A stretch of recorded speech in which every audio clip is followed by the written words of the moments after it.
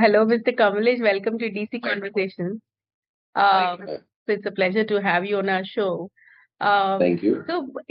I was just thinking, most importantly, there's so much talk about Mysore silk sarees in the recent days, especially after Rashmika, wore a saree and people were talking about, this is fake, this is real kind of, debate was happening.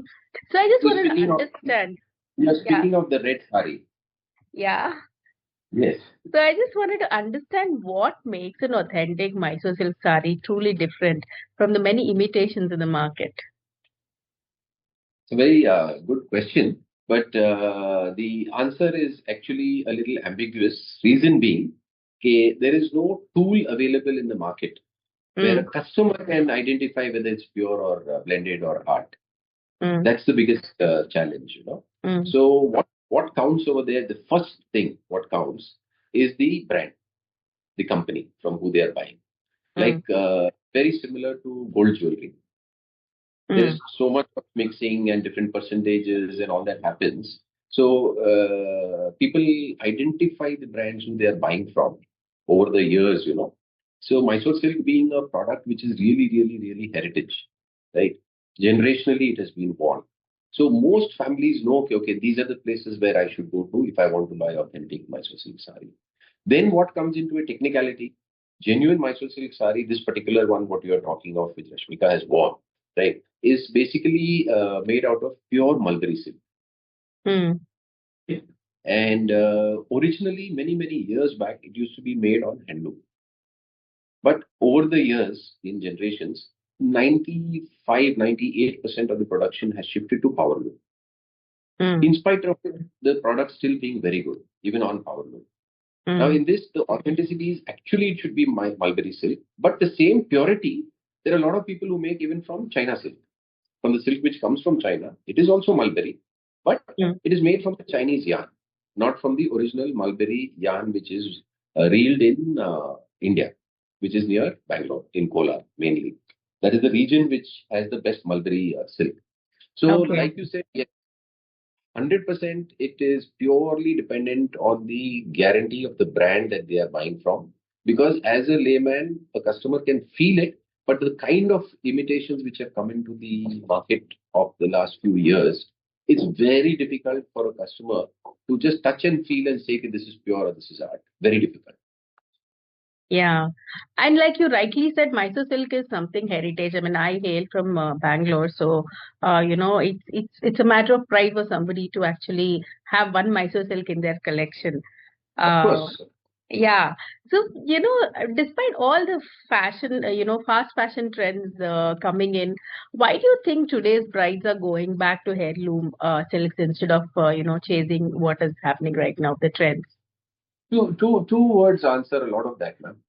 Heritage and legacy, right? Okay. Fast fashion does not leave a legacy, right? Yeah. It is Yeah. actually fast fashion. It is worn, the life cycle is very short, generally never passed on from one generation to the other. But the silk saris, definitely we have seen more than 90% of the customers, they pass it on as a legacy, as a heritage. Okay, my nani wore this or my dadi wore this, then my mother got it. Now it has come to me and they really, really value it and cherish it a lot. Yeah. It is also a piece which is spoken about in circles. Like ladies when they talk, when they have the ladies visiting home, a lady feels proud to show her legacy pieces. They see this my grandmother had worn. It came to my mother. Now it has come to me, and it really really becomes a talking piece.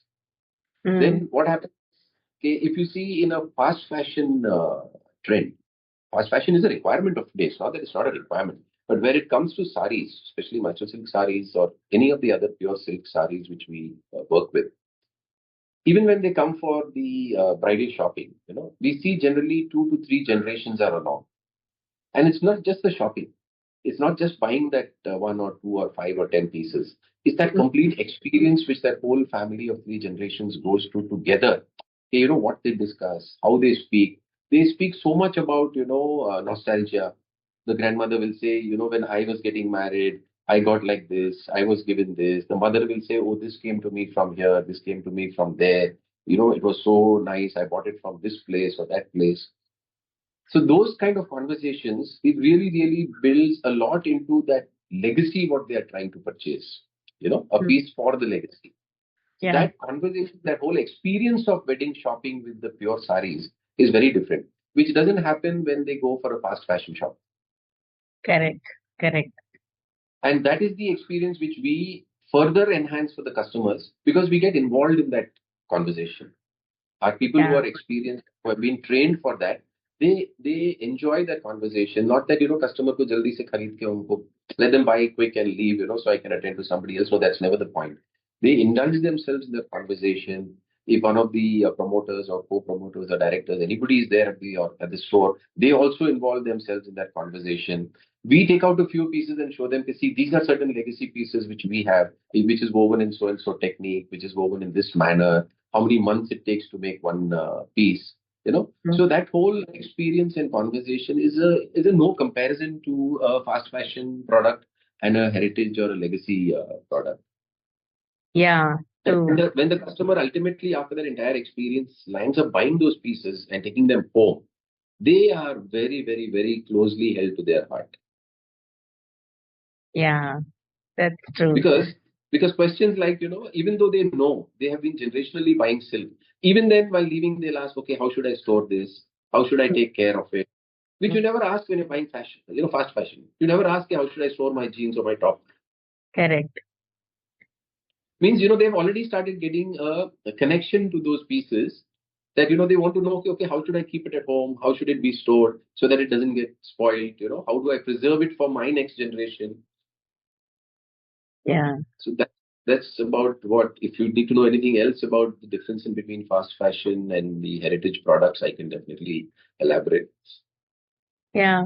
So, also, in the age of e-commerce, do customers you think still prefer to, do the in-store shopping? Oh, that's a very good, evolvement which we have seen, which has happened over the years. Initially, when e-commerce became popular with saris, a lot of customers were buying. But today, if you see, most of the customers buying the e-commerce products are not the pure silk products. They're the much lower range commercial products, which I would term as fast fashion in saris, Mm, mm, fast fashion of the saris. But yeah, heritage products, legacy products, customers still definitely want to come, touch, feel, try. Yes, stray cases, of course, there are where people buy it online from us, a lot of them who are not in the city where we are, like Bangalore or Hyderabad, because they have already been our customers for two generations. So they know, okay, if I'm seeing this particular piece online and buying it from Mysore Saree Udyog, it's definitely going to be what is being spoken of over here or what is being shown to me. It is definitely that product. That authenticity stamp is there in their mind and in their heart. Okay, yes, this I can buy from here. I have no problem. But how e-commerce has helped our business? A lot, because customers do a lot of research. They do a lot of exercise, going through products, comparing details of each of those products, of how they are woven, what has happened, this, that, and that complements the purchase at the store level, because they already come with a lot of knowledge in their mind.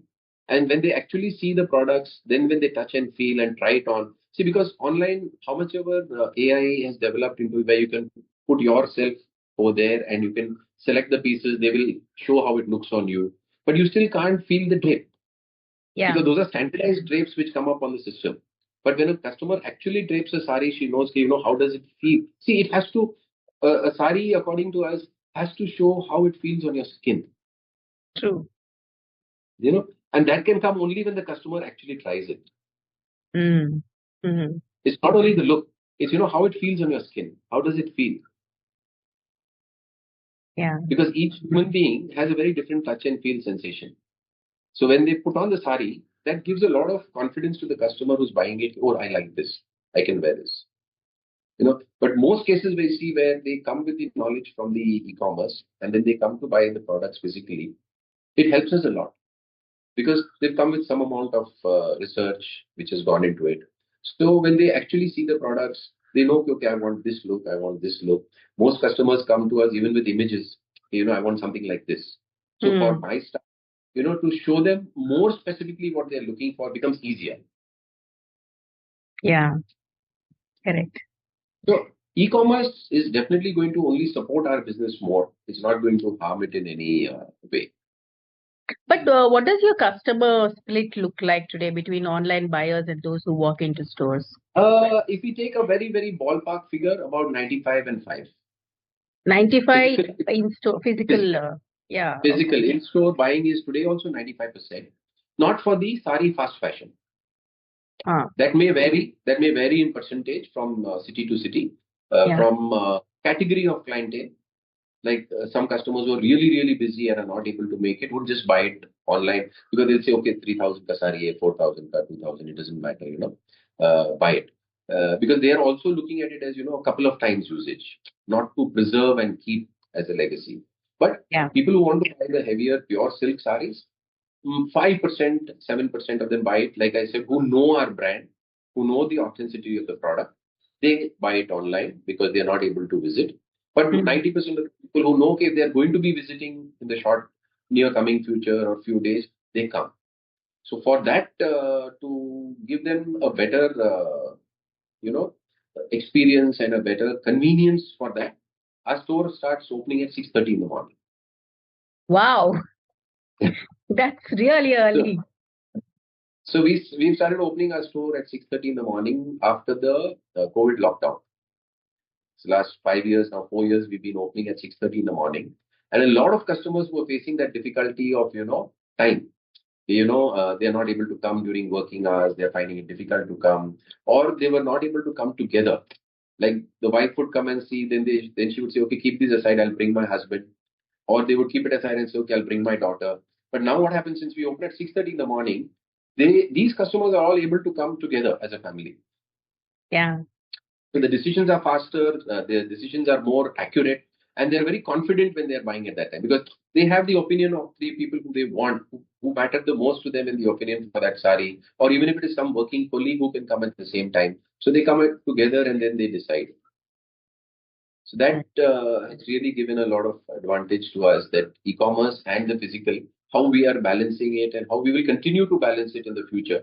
Because see, the trend of buying keeps evolving, and Yeah, we have to evolve with the trend of buying. true. But keeping in mind our heritage, our efforts, what are going into the entire business of keeping this heritage business in par with what has to be done today in the market, we do everything possible to keep it there. So, have customer expectations around silk changed over decades or they're still rooted in tradition? Definitely rooted in tradition and heritage, but tastes have changed, and Hmm. we have to evolve with that. Like Hmm. I'll just give you an example. Okay, before it would be, it could be where a sari is, really, really heavy, even weight wise, Hmm. which used to be considered better because, okay, that many more grams of silk in it, that many more grams of jerry in it. But Yeah, those kind of trends changed over the years where people want lighter fabrics. So the yarn is the same. Little technique changes have been made to the weaving where the sari becomes lighter, so the customer is more comfortable with that. Or certain colors which keep evolving every few months. There are a standard set of colors and combinations which remain completely heritage and legacy. yeah, But there are certain colors which keep moving as waves with the fashion trends of all other fashions put together. Like whether it may be fashion from Italy, it may be from Europe, it may be from UK, anywhere. There are color trends. So a certain part of our product, even in the heritage and legacy products, we make those changes for the color trends. So the okay. younger generation and the mid generation is much more enticed to buy those products because they feel, oh, this is heritage, it is a legacy piece I'm buying, but it is still in sync with the colors which are in vogue today. Yeah, so that's how you're striking a balance between heritage, Yeah. craftsmanship, and modern market. Yes. Yeah. Yes. So what about, when you talk about this, I mean, these days sustainability is a big thing. So what Yeah. sustainability practices are you integrating into silk production without compromising on tradition and quality? So one is definitely responsible sourcing and production practices. Hmm. So whether it is curation or whether it is manufactured by the master weavers for us, we have put in a lot of checks and balances where it comes to sustainability.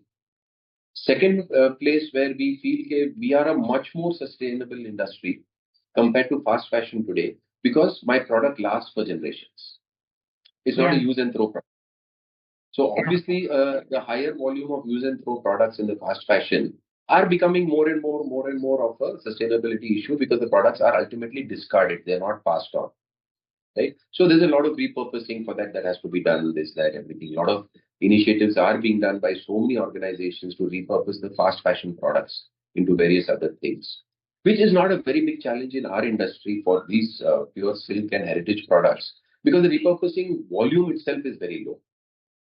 Hmm. Then we also do a lot of in-house training to the designers, to the karigars, to the weavers, to the dyers, printers, everybody, keeping in sync with the latest practices which are required for sustainability. We impart that knowledge to them that okay, these are the things which you can make changes so that it doesn't affect the environment. To the extent there were certain factories who we were buying from, where they were in zones which had become low pollution zones.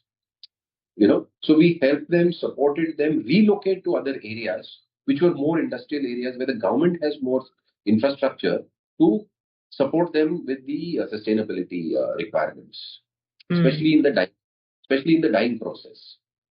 Hmm. Then there are a lot of azo-free dyes, a lot of vegetable dyes. All these kind of products which have come in are becoming popular slowly because they are still very expensive and lesser availability of the authenticity of those authentic products. But slowly, we are inculcating those into the production, into the curation. Start using these materials, start using these dyes, so that they are lesser, they are more eco-friendly, less harmful to the sustainable environment which is required. Everybody needs to concentrate on that today, and everybody puts their own small effort into it. But those small efforts are going to show results definitely all over. Great. So one last question, on the one side, you're a custodian of legacy, and on the other side, you have to innovate constantly. Like you said, you have to reinvent and stay in tune with the trends, right? How do you Yes. decide, what to preserve and what to reinvent at Mysore Silk Udyog? See, ma'am, like for example, it's been this year is my 45th year in this business. Okay. Mm, So over the years of experience and the experience which came from my previous generation weavers, the older generation of weavers and karigars, what we learned from them, right? We know that these are heritage. These are not going to change. And we have seen, over the years that it doesn't change. There may be certain times when, a particular color may not sell for 3, 4 months. But we'll see after the 3, 4 month season, again, that color bounces back. So we have all those trends, recorded where we know that these are heritage colors, heritage designs, heritage pieces, which we do not need to make any changes to. mm, Certain products in the heritage, we know, okay, these every 3 months, 6 months, 1 year, we need to make certain changes to the design, to the color combinations for the customer to have more acceptability to it. Then there are certain products where we make a little faster change, mm, especially for the heritage. But then we have the other range, which is all pure silk varieties, which some become heritage, some are used for that one generation or 2 generations, not really 3, 4 generations. There our changes are much faster. The other thing is to show, how we are a custodian, how we preserve the art, how we inculcate that art into new products. We started a company called the Registry of Sarees in mm. 2016 or 18. We started a company called the Registry of Sarees. Mm. Today, in the Registry of Sarees, we have close to about 1,000, 1,100, 1,200 exhibits, which are all 200, 300-year old textile pieces, which are actual genuine heritage pieces. Okay. So we have an experience center also created for that in Bangalore, where any customer is most welcome to visit, where the entire concept of that particular, whichever piece they want to know about, we give them the entire technical details. Okay, what is the thread, what is the denier, what is the construction, warp, weft, jerry, how it has been done, how many threads per square inch, with the eyeglass, everything. We are able to show them that this is how it was made, this is how it was woven. And there are a lot of designs and varieties from that, which we are taking as inspiration and recreating them today. Mm. So that is how that legacy of the heritage we are trying to continue by recreating from those pieces, because that is one piece which is an exhibit. Now, how do I bring that to people? So we recreate those pieces and bring it to the customer. Okay, this was so and so time ka sari. This was a particular piece. Like example, you can just take an example of a Banarsi shalu. There was a particular variety which used to be called a Banarsi shalu, which our mothers and grandmothers will know of. The current generation doesn't know much about it. Mm. Now, to recreate that original Banarsi shalu is a lot of effort, time, because you have to get the right kind of karigars and weavers who can weave it for you in that same technique. But that is what we are doing. And that is really, really helping us preserve that heritage, keep that in our custody. We have got a lot of offers to sell the entire collection, the entire 1100, 1200 pieces, what we have got, the heritage pieces. But we've never looked at it as a business model. That is only to preserve that textile heritage. Yeah. And we take inspiration from that. And we have kept that center so that people want to go, they want to learn, they want to see how it used to be done, what was the thing. We have people who will explain everything to them. Yeah. So, I mean, one more question since we are discussing about, weavers and Okay, basically, karigars. what we are trying to do is we are basically preserving the craft, but we are helping evolve the expression and the experience. Mm. Yeah. We are preserving the craft, but we are evolving the way it is experienced and the way it is expressed. Yeah. So, since you closely work with karigars and weavers, and I mean, you've worked through generations, I'm just curious to know what kind of conversations the present, even they have kind of carried over the legacy, right? Like the weaving community. What kind of conversations do the present generation weavers have with you? Like, how has it changed? Are they open to adaptation? Like, because they have learned it from the best and they want to keep it that way. And also now they have to adapt to the, evolving trends. What kind of conversations happen now? So this has been a big challenge for us in the last 25 years. Mm.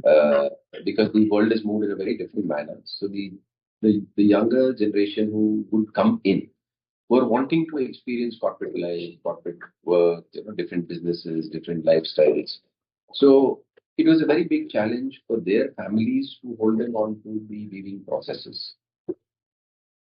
The other challenge was the outlook, where they would feel, okay, my dad is weaving one sari, which is taking him 2 months, 2.5 months, 1 month, 3 months.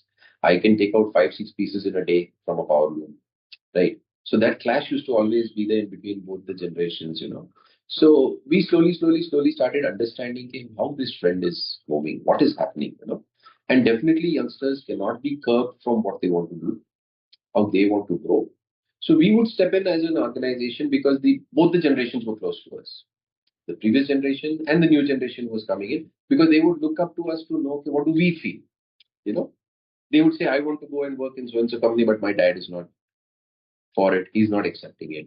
So that fine balance, slowly, with trying to understand them, we started, that coaching them on site at that moment, not calling them for any kind of classes. We would start coaching them at the moment when they would bring up that question. What should I do? So we started telling them, okay, see, uh, your dad is against power loom, 100% we agree. But I can convince him to put up 2 power looms for you, provided you take the responsibility of running the 2 existing hand looms which are there. Mm. Right?